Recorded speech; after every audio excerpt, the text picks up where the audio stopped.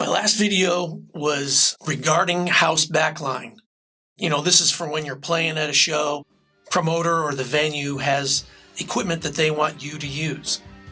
Now, an electric guitar is 50% of the instrument. The other 50% is the amplifier. This was, the wisdom that was passed on to me by those long-haired guys back in the 70s when I was a teenager taking lessons at Robert's Guitar Shop. I remember walking in there and seeing all the silver-faced Fenders all lined up. Up on the wall were hanging the Norland Gibsons and the CBS Fenders.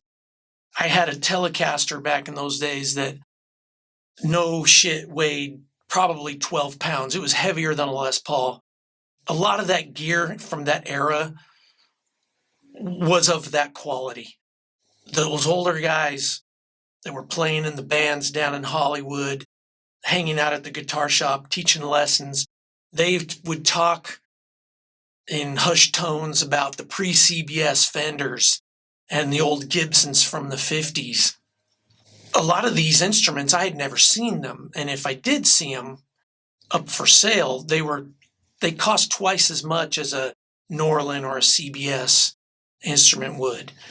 In 1977, I bought a jazz bass. It was a 1974 model. I got it for $300. Now, if I had been able to find a pre-65, probably would have cost me $600. So anyhow, I played junky gear back in those days because it was all I could afford. I had a custom 200 pleated tuck and roll amplifier with two Sun cabinets with two 15-inch speakers in each one. That was my bass rig. In the mid-'80s, I was playing guitar, and I went and got a credit card, and I bought a brand new JCM 800 50-watt half stack, red Tolex. Wish I still had it. But the truth is 5 years of lugging that thing around, loading that 100-pound cabinet into the back of my truck all the time, getting told to turn down everywhere I went. Especially toward the later 80s, I was playing bars, nightclubs, restaurants, whereas in the early 80s, I was doing the Hollywood showcase circuit. That half stack wasn't working for me anymore. I traded it for a Brown Vibroverb, the 63 reissue. And I really dug that amp. I used to use it with a DS1 distortion pedal. I was still getting told to turn down a lot because it didn't have a master volume, and you had to put it on at least 4 to get the tone. So one night I was looking at the recycler classifieds, and I saw a 1964, a blackface, pre-CBS Fender Princeton Reverb for sale for $200. And in those days, you couldn't give those things away. Nobody wanted them anymore. I went and bought it. This was around 1989 or 1990. And that amp became my go-to, my mainstay, my main squeeze. I was playing classic rock, top 40 gigs. I started doing the blues circuit. I used that 64 Princeton Reverb with a Strat. I was really into the Stevie Ray thing at the time, and I got a tube screamer. For years, that was my rig.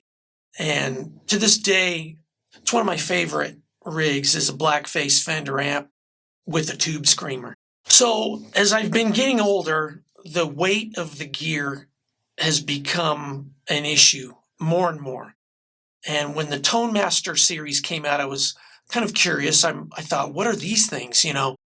This modeling amp looks like an old blackface, but it's built like a cell phone.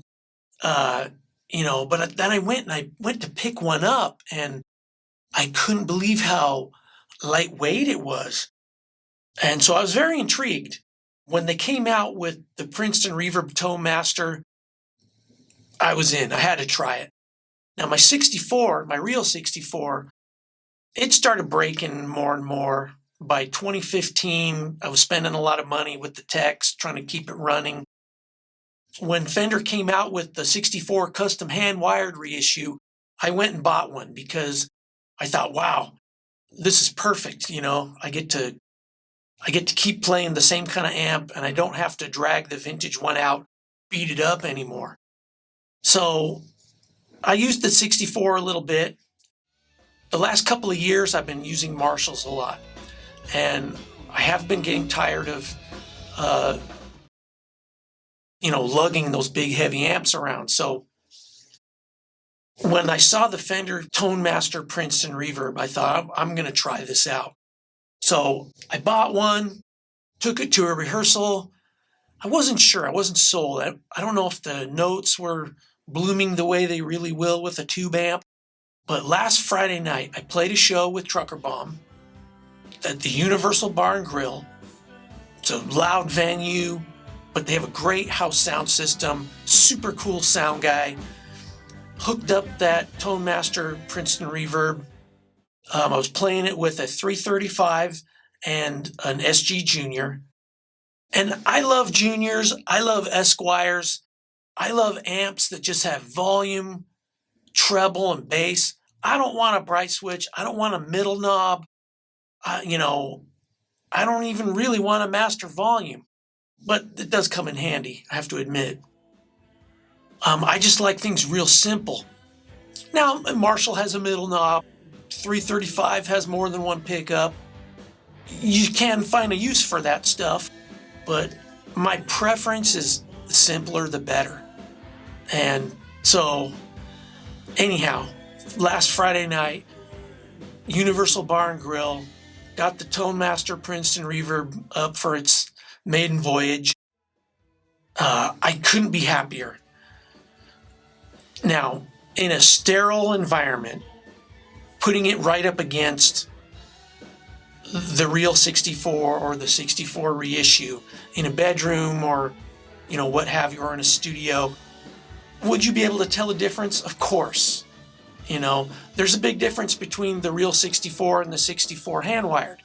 And it's mostly because the real 64 has been beat to death. And it's old, and it's like an old guitar. It just feels different. Now, on a stage, I got earplugs in, it's loud. I got monitors blasting me. I'm standing right next to a drum set. There's a lot of noise coming from the front of house that bounces off the room and it comes back at you. On a stage, am I really that concerned about the nuances of every aspect of the tone? Not really. At that point, it turns into a feel thing. For me, in a loud environment on stage, the Tone Master Princeton Reverb, it shined. It felt like the real thing. The notes bloomed. I was getting feedback. I used the TS9 tube screamer with it, as is my want with a blackface Fender amp. It just makes sense. Nowadays, back in the 70s at Robert's Guitar Shop, guys were still recording to tape. You could still buy GE, RCA, and Muller tubes. Nowadays things are a lot different. Everything's recorded to digital. We listen to music, it's streamed, everything's digital. So if my amp is built like a cell phone, so what? It's built like everything else is now. I didn't use the compensated line out. When I got on stage, Soundman threw a mic in front of it. We were on a bill with 4 bands, and it's a quick get on, get off, when your set's done. So I got up there, set up the amp, set it on top of my Rode case, hooked up my guitars, my TS9. Sound guy walked over, threw a mic on it, and we were rolling. I set the attenuator on the back of the amp to the 7.5 watts. It's a 12-watt amp, so the 7.5 watt setting is like the half power. And that I had all the volume I needed. It felt right. And I did not get one complaint from the sound man or the singers from me being too loud, which is kind of rare. And I just really dug it. It was good. So anyhow, I just wanted to give you that after action report on the Fender Tone Master Princeton Reverb amplifier. And I want to thank you for watching. And I will leave you with a little bit of jazz music.